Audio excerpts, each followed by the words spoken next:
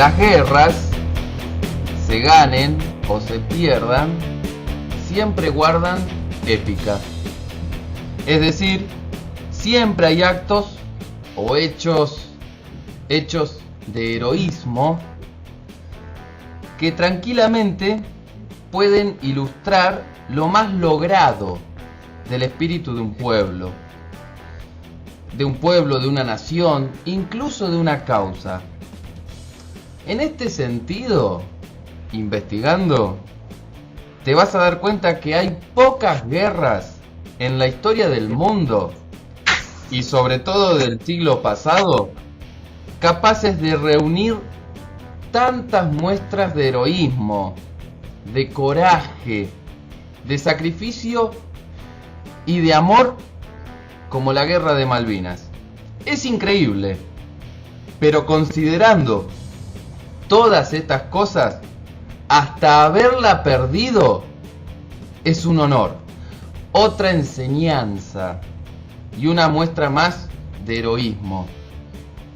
Curiosamente, en nuestro país, Argentina, ocurre que en vez de ponderar tamaña gesta capaz de resucitarnos como pueblo, como nación, como patria, la Guerra de Malvinas ha sido sistemáticamente soslayada, tanto por los sectores políticos como por la prensa en general, e incluso ha sido degradada y es despreciada.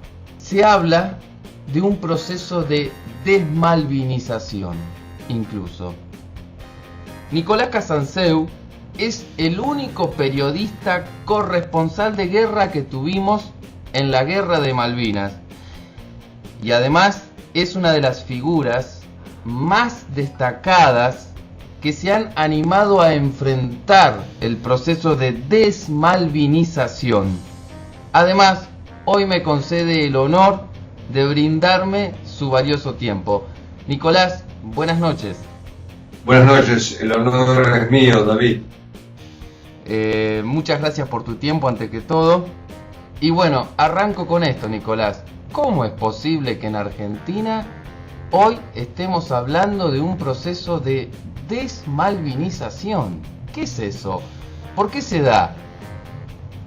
Bueno, por empezar había que definir qué es la desmalvinización. La desmalvinización es una forma de censura.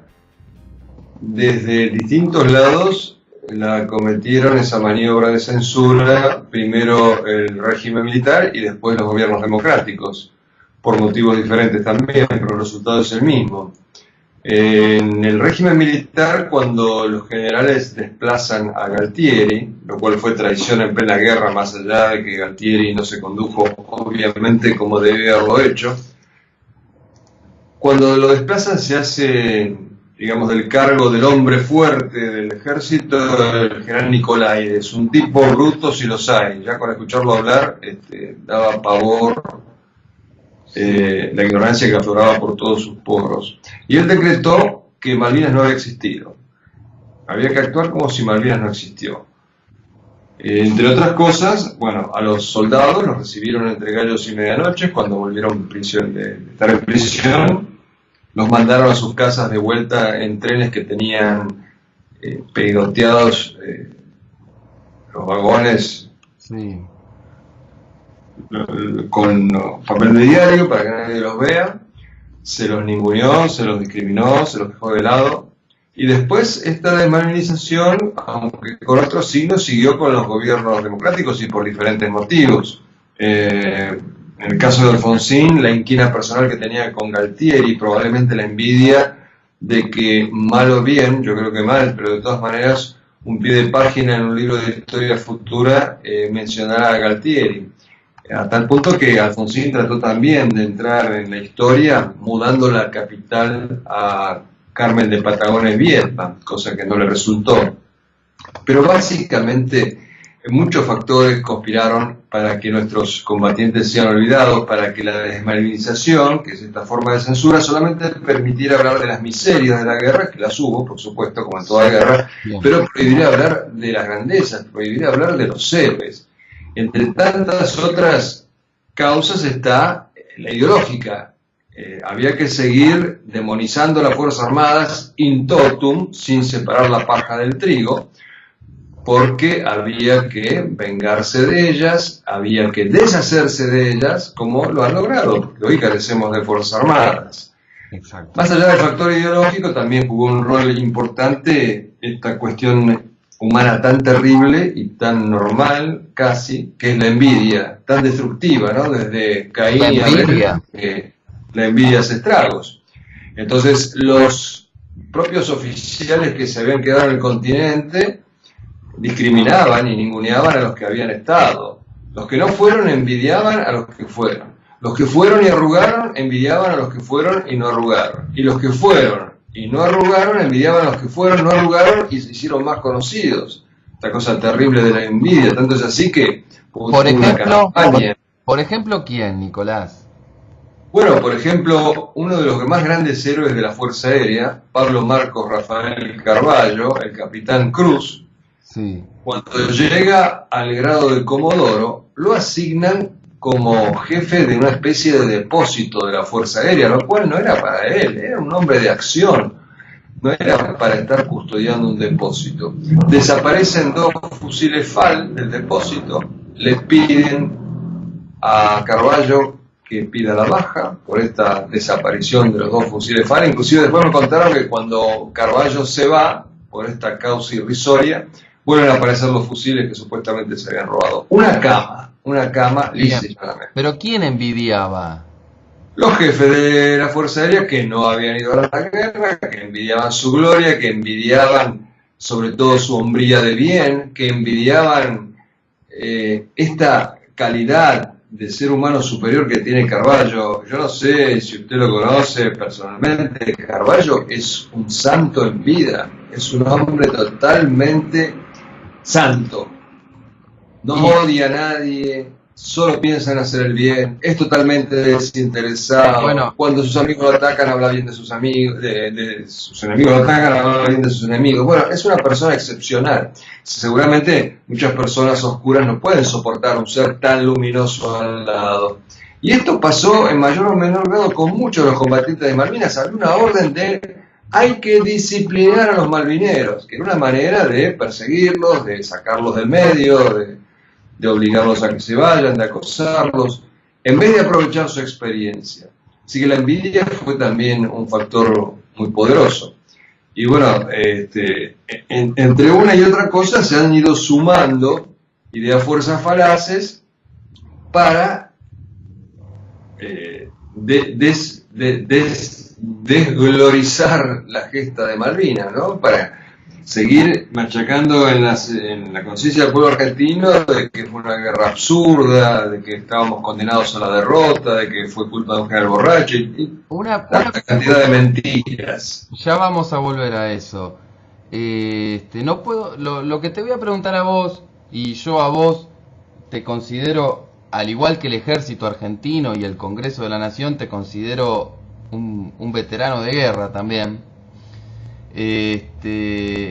Esa guerra, entonces, ¿fue necesaria? ¿Pudimos haberla ganado? ¿Cuál es el legado de esa contienda? Son 3 preguntas que yo te hago a vos, como a cualquier ex veterano.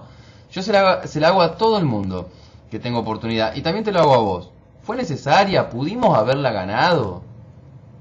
Bueno, fue necesaria desde el punto de vista de que los ingleses la provocaron, estábamos metidos en una guerra, y bueno, había 2 opciones, meterse debajo de la cama o pelearla, así que fue necesaria por eso, más allá de que los ingleses la provocaron aprovechando la estulticia, la falta de cultura de nuestros jerarcas militares que no vieron la trampa que les habían tendido a través del Pentágono con ese guiño de que vengan, hagan un toque y me voy y después negociamos. Este es el anzuelo que se compraron.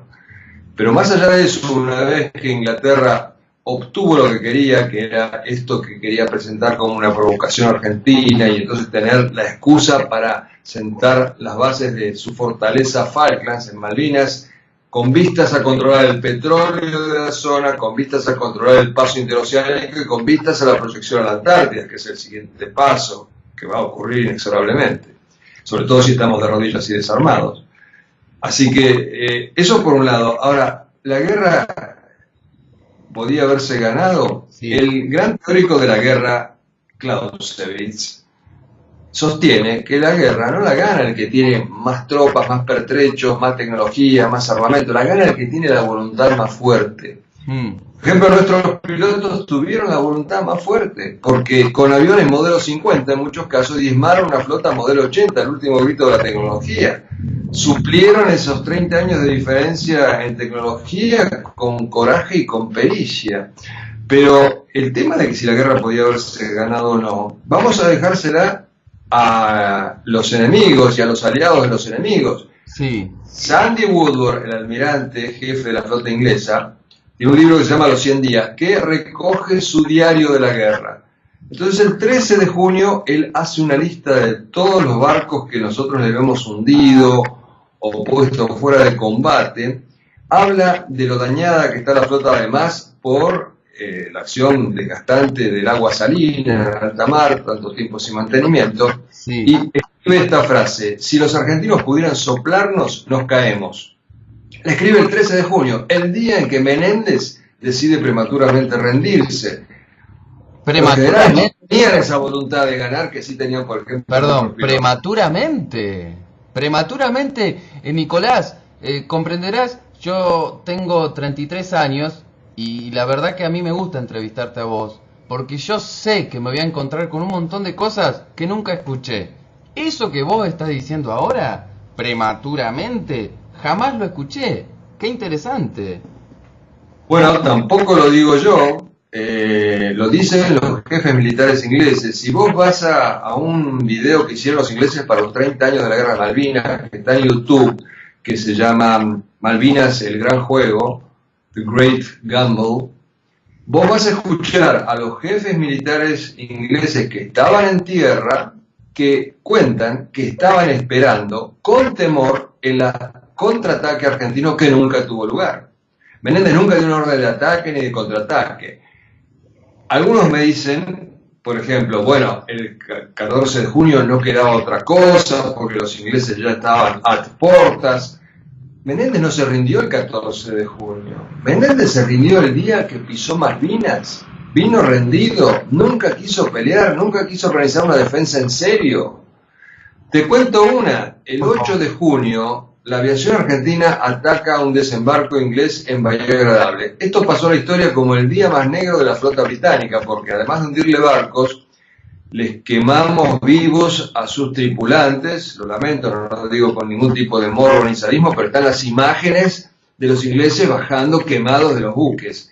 Bahía Agradable estaba a 20 kilómetros del puerto argentino. Había un comando, Carlos Terrado, que estaba observando la acción de la Fuerza Aérea. Por supuesto, dio la alerta a puerto argentino. Menéndez no movió un dedo para ir a rematar ese desembarco e impedirlo. 20 kilómetros. Y yo ese día conté los helicópteros que teníamos, y todavía teníamos 12 helicópteros.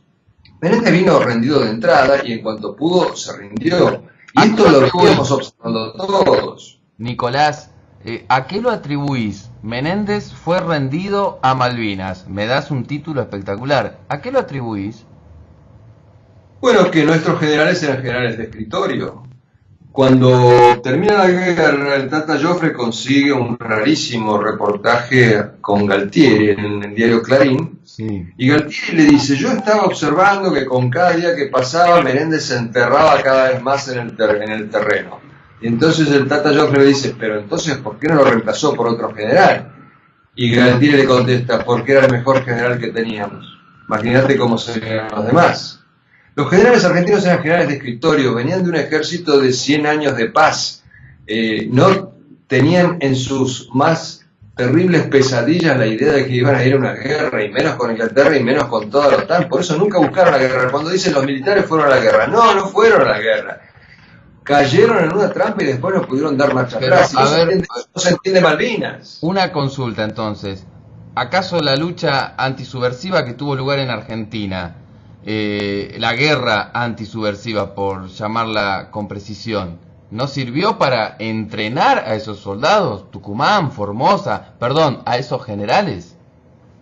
Bueno, lamentablemente, y esto hay que decirlo, más que una guerra fue una cacería, porque justamente por cobardía nuestros generales no quisieron llevar una guerra como se lleva una guerra. O sea, ateniéndose al Código de Justicia Militar, y además en ese momento estaba vigente la pena de muerte en la Argentina.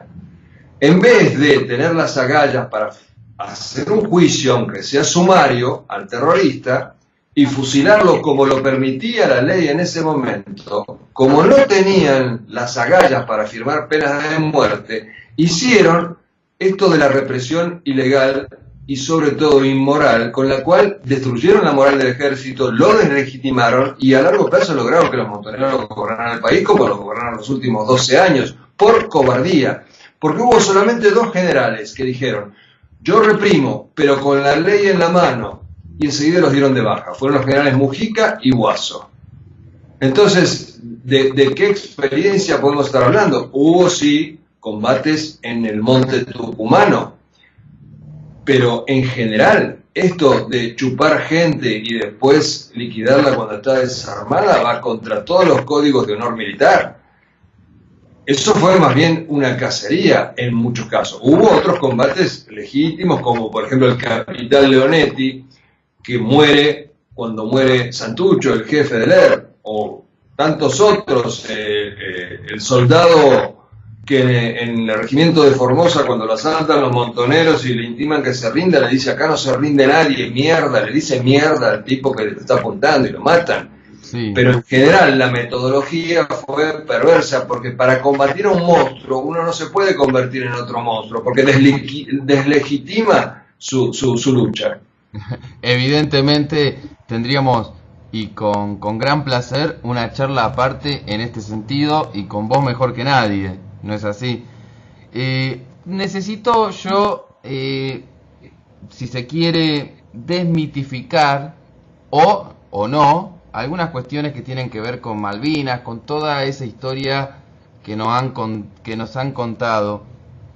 Yo quiero preguntarte a vos, que estuviste ahí y que sos yo no llamo excombatiente, porque toda persona que estuvo en Malvinas sigue siendo un combatiente. ¿Es verdad que estaqueaban soldados, como lo refleja por ejemplo el filme Iluminados por el Fuego? ¿Es verdad que había oficiales que se quedaban con la comida y los abrigos que los familiares enviaban a los soldados? Y te pido que me disculpes, porque yo estoy seguro que esta pregunta vos la habrás respondido 100.000 veces, y yo te la estoy preguntando otra vez. ¿Es verdad eso? Bueno, por empezar, puntualicemos que los familiares no creo que hayan podido mandar ni comida ni abrigos, porque todo lo que mandaban los familiares y todo el pueblo argentino en general quedaba varado en Comodoro Rivadavia. Los únicos que rompían el bloqueo, que eran los Hércules de la Fuerza Aérea y los Fokker de la Armada, que son muchísimo más chicos, por supuesto no son aviones de carga los Fokker. Esas cosas nos cuentan cuando estamos en la escuela primaria. Yo te las traigo tengo 33 años, ya te dije. Yo tenía 7, 8 años, escuchaba estas cosas ya. Pero es que no había manera de traer toda la inmensa cantidad de cosas que había juntado el pueblo argentino y se quedaba en Comodoro Rivadavia, porque como los generales no habían traído los cañones, no habían traído la munición, no habían traído suficientes medicamentos, los Hércules eran usados para traer esas cosas que eran absolutamente urgentes. Porque como no las llevaron de entrada, después, burlando el bloqueo, cada tanto llegaba un Hércules y traía lo más elemental, no podía traer todas las cosas que mandaban los familiares, excepto las cartas. Las cartas sí eran prioridad y llegaban. Así que por ese lado se entiende de que no podían llegar las cosas. Sí pudo haber habido oficiales que se quedaron con la comida, o que no repartieron, o suboficiales, o lo que fuera. Yo no lo vi personalmente. Como tampoco vi, en ningún caso vi un estaqueo. A pesar de que yo andaba bastante entre los soldados, nunca vi un estaqueo. Pero después de la guerra, soldados que me merecen entera confianza me contaron que hubo esos casos, pero fueron excepcionales, repudiables, sí, totalmente repudiables, pero no eran la norma como nos hicieron creer. Agarraron hechos puntuales, como vos decís, condenables, y con eso ilustraron a todo el ejército argentino. así es, eso fue lo que pasó, lamentablemente. La generalización es la peor de las mentiras. Hubo de todo en la guerra. Hubo oficiales cobardes, hubo oficiales valientes, hubo oficiales que por ahí se quedaban con la comida de los soldados y otros que no comían hasta que no hubiera comido el último de sus soldados. Y Así otra que cosa, no se puede generalizar. o sea, yo te hago esta entrevista y la verdad que muchas de las cosas que yo te pregunto las conozco gracias a vos, a tu incansable trabajo, a tus 2 libros que van a tener lugar en esta entrevista. Es que se dio el hecho de que había oficiales que peleaban junto con sus hijos, ¿no es así? Hay casos. Bueno, yo conocí el caso de un suboficial, Sí. Robledati, que su hijo estaba en otra unidad y él consiguió que se lo pasaran bajo su mando y cuando arreciaban los bombardeos él se arrojaba encima de su hijo y lo cubría con su cuerpo. Pasados los bombardeos lo trataba como cualquier soldado más. También hubo en Malvinas oficiales que eran hijos de jefes encumbrados de la Fuerza Armada. Por ejemplo, estaba el hijo del almirante Anaya, un helicópterista, un joven teniente que combatió como un león, Guillermo Anaya. Hubo de todo en la guerra, por eso la generalización es realmente obscena, no se puede y no se debe generalizar. Y esto es lo que hacen los desmalvinizadores, meten todo en una sola bolsa. Una pregunta que se me ocurrió y que seguramente vos, que sos corresponsal de guerra y que tanta experiencia tenés, seguramente me vas a poder responder. ¿Qué hace distinta a la guerra de Malvinas de las demás guerras? Bueno, muchas cosas. Por ejemplo. Por ejemplo, que fue una guerra muy extraña en el sentido que tenía elementos de la Primera Guerra Mundial, esta cuestión de las trincheras. Menéndez metió 8.000 pozos alrededor de él en Puerto Argentino, en las cercanías de Puerto Argentino, en trincheras, como si fuera la Primera Guerra Mundial. O sea, destrozó a la tropa antes de entrar en combate porque además no la relevaba y esos pozos se inundaban. ¿Te imaginas el suplicio que fue vivir allí? Sí. Tenía elementos de la Primera Guerra Mundial, tenía elementos de la Segunda Guerra Mundial que eran los combates aeronavales y tenía elementos de la Tercera Guerra Mundial que todavía no sucedió, que es la guerra electrónica, porque de repente nuestro radar veía que se acercaba un avión y alerta roja, y era un jueguito electrónico, no había ningún avión que se acercara. Esos 3 elementos la hacían distinta. Para un argentino lo que la hacía distinta es que era una guerra por el territorio nacional después de tanto tiempo, una guerra noble, por una causa justa, una guerra limpia. Hubo un congreso en Trieste, Italia, donde fue un investigador argentino que se llama Alejandro Amendolara, que me contaba que en ese congreso hubo una ponencia que demostraba que la guerra de Malvinas fue la última guerra en la que se usaron códigos caballerescos del siglo XVIII. La última guerra. Claro, fue una guerra casi romántica, te diría. Nosotros rescatábamos a los ingleses en peligro de muerte y los ingleses rescataban a los nuestros en peligro de muerte, con las excepciones del caso, porque la guerra es una barbarie, siempre va a haber algún exceso, pero en general no había odio hacia los ingleses. Yo no, había quizás más odio contra los chilenos porque se sentía como una traición. Yo una vez escuché a un oficial diciéndole con bronca a la mujer por teléfono: sacá inmediatamente a los chicos del colegio inglés, pero digamos, no he visto mucho más que eso, no había odio, fue una guerra sin odio. Nicolás, de Malvinas, del millar de recuerdos que seguramente honrarán tu memoria y que a mí me gustaría hacer usufructuo en su totalidad, de todos ellos, ¿cuál es el recuerdo más imborrable en la guerra propiamente dicha? Mirá, si tengo que elegir, te diré que lo más fuerte es la sensación de hermandad, de amor, que sentís cuando estás al borde de la muerte, porque cuando vos sabés que te puede caer una bomba de 500 kilos en cualquier momento en la cabeza, al tipo que está al lado, mugriento, desconocido, que no sabe ni cómo se llama, lo crees más que un hermano, porque ese peligro hermana tremendamente. Y muchos años después, yo ahora me estoy reencontrando con gente que no la veía hace 35 años, y ese hilo invisible sigue existiendo entre nosotros. Yo en mi libro tengo un capítulo que se llama Haz la guerra y amarás, y realmente, así como en las situaciones límites en general se caen todas las caretas, el malo se muestra en su dimensión malvada, diabólica, cínica, en toda su plenitud. También el bueno hasta por ahí se convierte en santo, y la historia de la guerra de Malvinas vista con ojos desprejuiciados, sin prejuicio, es una historia de la sumatoria de historias de amor al prójimo, que es el amor más grande según el Evangelio, ¿no? No hay mayor amor que el de aquel que da la vida por sus amigos, y nuestros soldados daban la vida por sus amigos. Y estamos hablando en gran medida de chicos, me matarían si escuchan chicos, de soldados de 20 años, de personas realmente increíbles. Menos de 20 años, de 18 y 19 años. Exactamente. Una pregunta, en este país hay muchos soldados que han tenido secuelas, ya sea físicas como psicológicas, a raíz de la guerra de Malvinas. Por supuesto que en tu caso no se pueden contemplar secuelas físicas.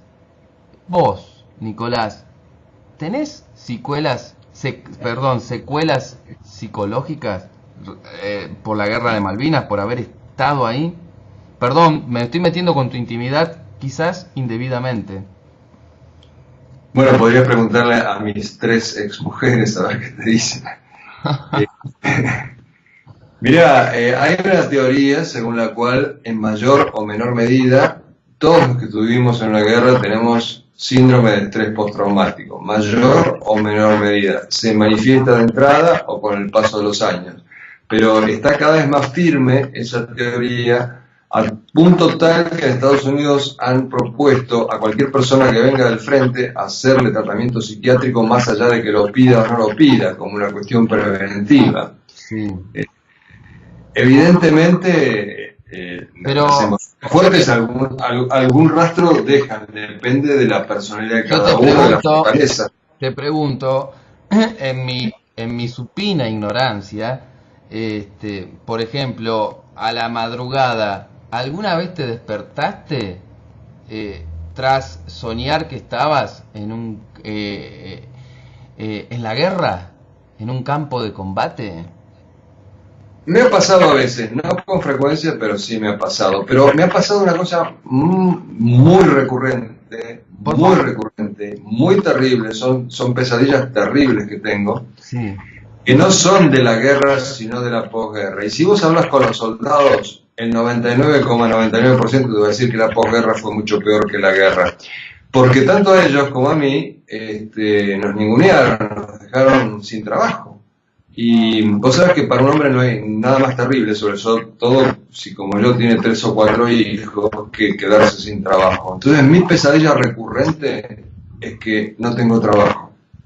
Vos sabés que yo, esta cuestión, te adelantaste, pensaba preguntártela al final, Nicolás. Investigué un poco respecto de tu trabajo, de todo lo que has hecho. Y yo te quería preguntar una cosa, y capaz que me estoy metiendo en un terreno donde no merezco meterme indebidamente. Yo he escuchado muchas entrevistas tuyas, te he seguido, y la verdad que puedo decirte que te admiro por tu enorme nivel de erudición. Por culpa tuya, estoy investigando sobre Solzhenitsyn, a ver si encuentro en Rosario una buena traducción y traérmela a mi casa y devorarlo. Una persona como vos, con lo que significa para nuestro país, con tu trabajo, ¿cómo es posible que no esté en un medio de comunicación grande, importante? Yo no me lo explico. Porque yo hoy veo perdóname la expresión, cada pelotudo en la televisión, o en los medios grandes de comunicación, opiniones tibias, falaces. Y yo siempre me acuerdo de vos. ¿Cómo me explico yo, como argentino, que una persona como vos, con tamaño nivel de erudición, con tamaño bagaje cultural que atañe a nuestra patria, no esté en Telefe, en Canal 13? Perdóname que te haga esta pregunta, pero la verdad que yo me pregunto eso, Nicolás.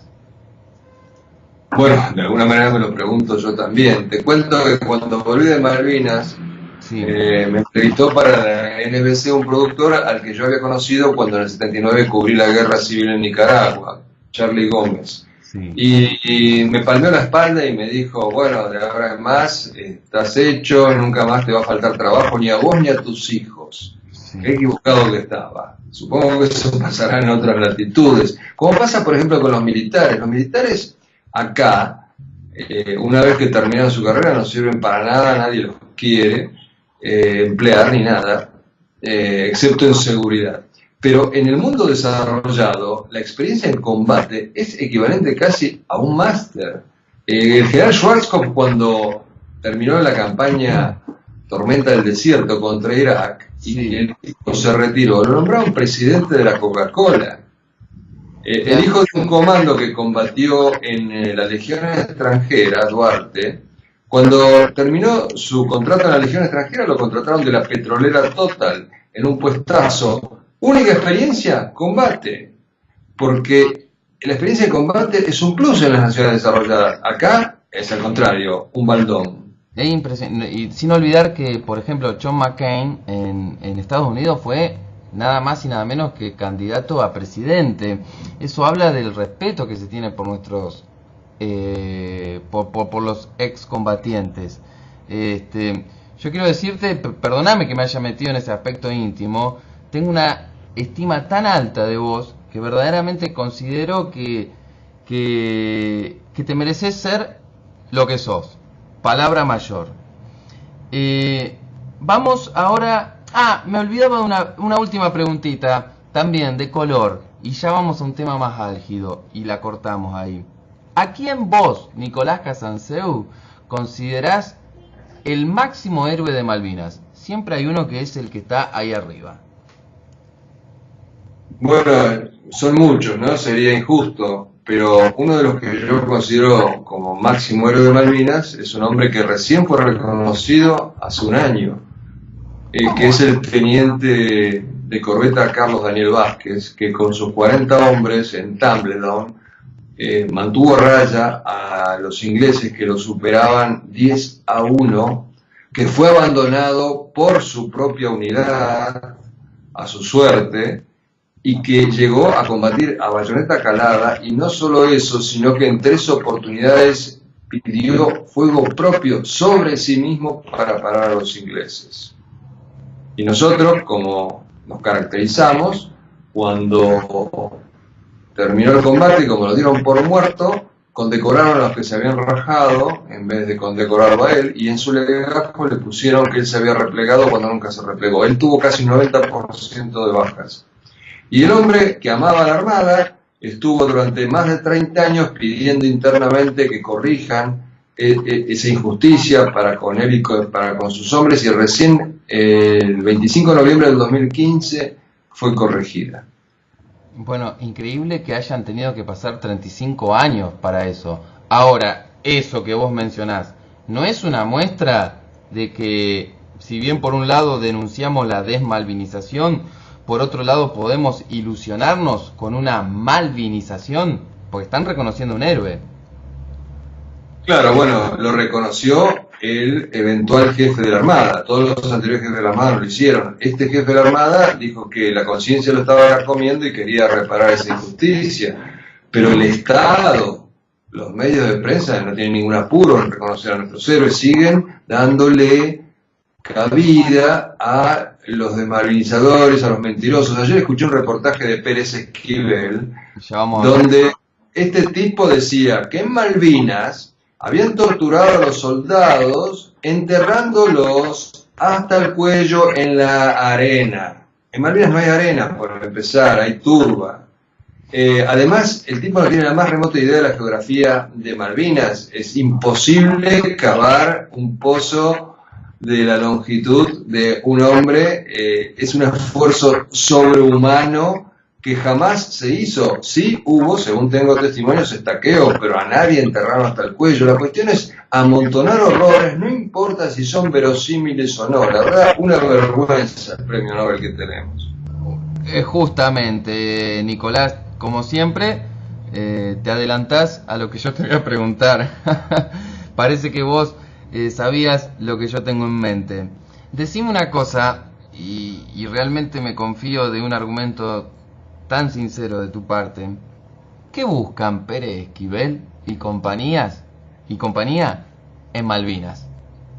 ¿Qué buscan? Bueno, está el pretexto que parece noble a primera vista, que es cómo puede ser que los seres queridos de los caídos no tengan una tumba con el nombre exacto, el lugar donde están los huesos o los restos de ese ser querido.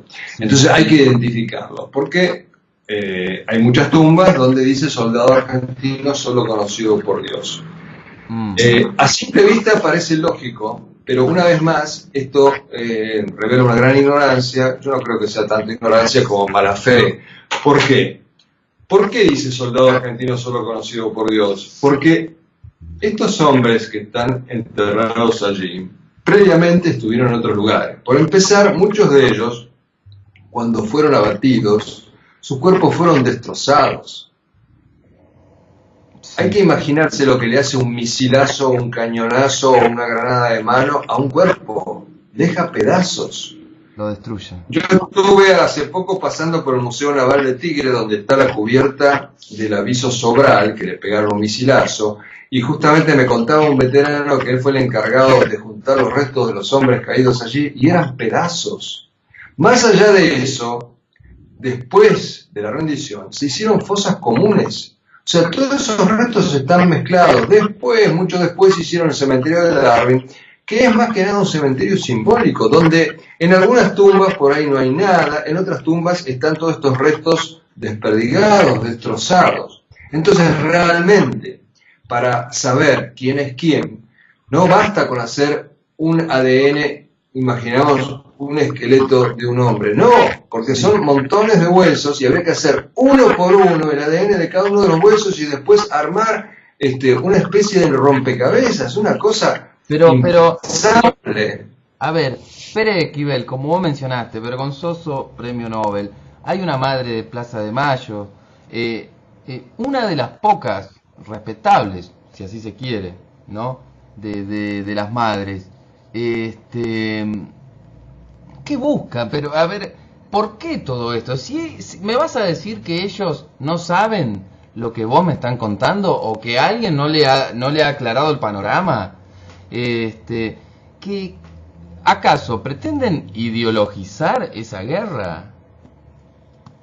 Y sí, es una especie de carancherismo, ¿no es cierto? O sea, Pérez Esquivel ha andado todo el tiempo manejándose con sepulturas anónimas, sacándole provecho, obtuvo con eso un premio Nobel, y parece que quiere seguir dedicándose a eso.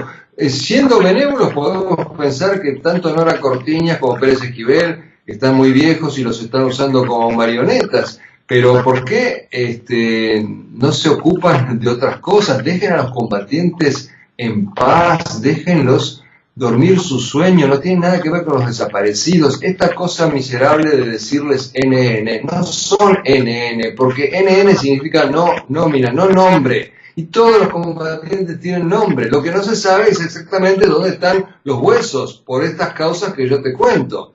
Pero es de mucha mala fe decir que son NN, es tratar una vez más de declarar a los combatientes como víctimas de la dictadura. Y ahí, además del afán ideológico, aparece el afán crematístico. ¿Por qué? Porque las víctimas de la dictadura fueron indemnizadas con $250,000 cada una. Sí. Entonces ahí aparece la otra pata de la sopa. ¿Vos pensás que viene por ese lado? Pero por supuesto, si el grupúsculo desmalvinizador de combatientes, que en realidad la mayoría no combatieron, que se llama CECIM de La Plata, justamente ha estado tentando a los demás veteranos con que se pronuncien como víctimas de dictadura, y así podrían cobrar cada uno $250,000 para honor de los veteranos la inmensa mayoría rechazó considerarse víctima de la dictadura. Bien.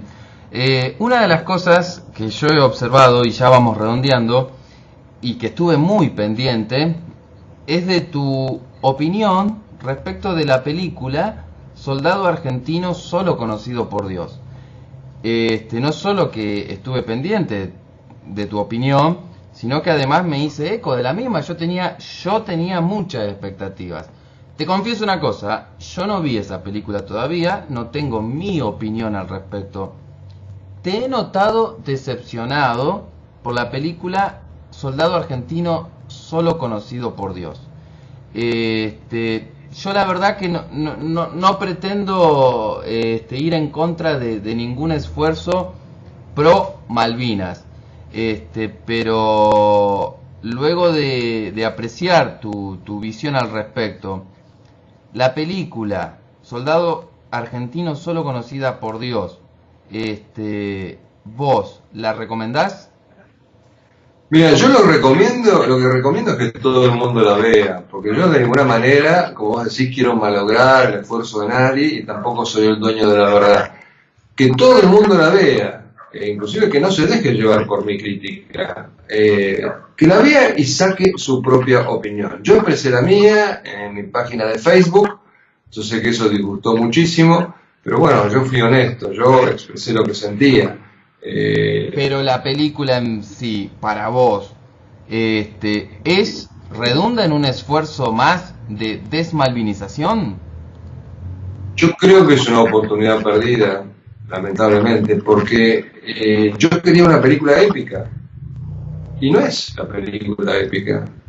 Entonces, el director, después de un intercambio que tuve público, me llamó por teléfono y me dijo: pero Nicolás, esta es una cosa intermedia, la próxima sí va a ser la película épica que vos querés. Yo no sé si llegó vivo a la próxima y yo no sé si el enorme esfuerzo que se hizo para juntar el dinero para hacer esta se va a poder replicar para hacer la siguiente. Y además ya no le voy a tener confianza.